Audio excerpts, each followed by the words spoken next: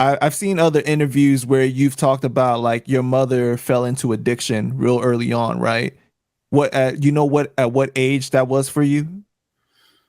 Um, so actually the year I was born, 83, I believe 83 is really the year crack came out, right? So that was like, I mean, I was so young, I couldn't tell you, you know, what how old I was. But yes, that was part of life's been clean over 30 years now.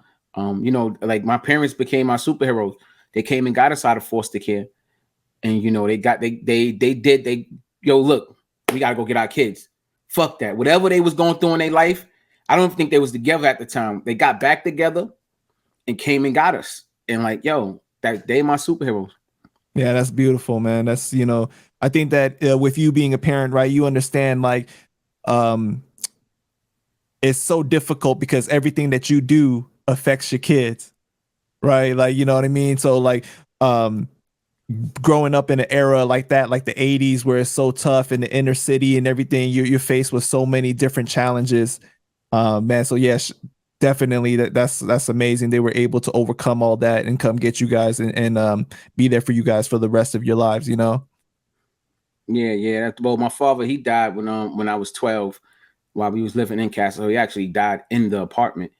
And he Right, died. right. And that was going to lead me to my next question. I know you had a real special relationship with your father, right? Like, what did your father mean to you from a young age? Like, were you like more of like a daddy's boy compared to like a mama's boy? I I couldn't tell you was I more daddy, but it may be um I probably was. But he meant everything.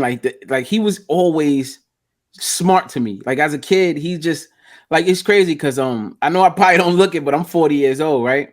And he died when he was 40. So at this age, I be thinking like, damn, like I feel like I'm gonna live another 40, maybe 60 years. Like I feel young as fuck. Like I'm in shape, I'm healthy. And he died when he was 40. And I'm like, damn, dad didn't really get to live. But as a kid, I still look up to him till this day. He was Right. always smart. Like he always had the answers to me. And he was a great dad, bro. Like, he was a great dad.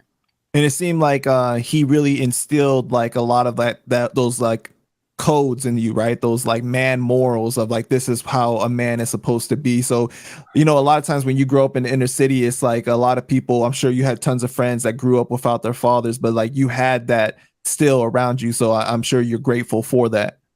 Yeah, he told me things like, I remember a lot. And you gotta remember he died when I was 12. So, he told me things like, don't always look a man in his eyes when you talk to him. He said, I didn't understand then, but he said, don't ever be a snitch. Don't ever, no matter what you do, don't ever rat to the police or nobody. Don't ever be a snitch. You don't want to be labeled a snitch.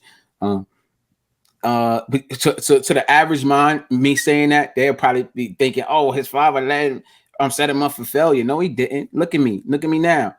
Set me up for success. You got I then became situations where I know we're gonna get into later on Right. where niggas put in that position and didn't do it and still overcame the law.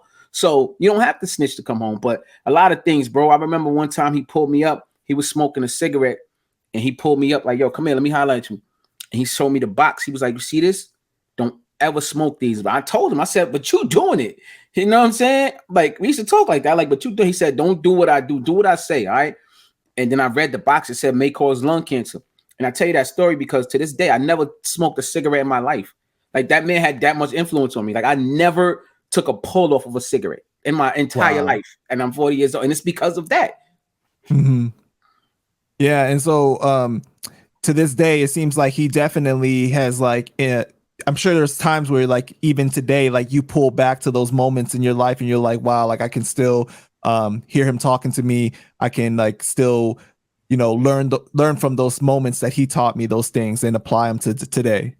That's a fact. Yeah, I always, man, listen, I always talk to him because I know he's there guiding me. He's Like still there with you. that's a Yeah, fact.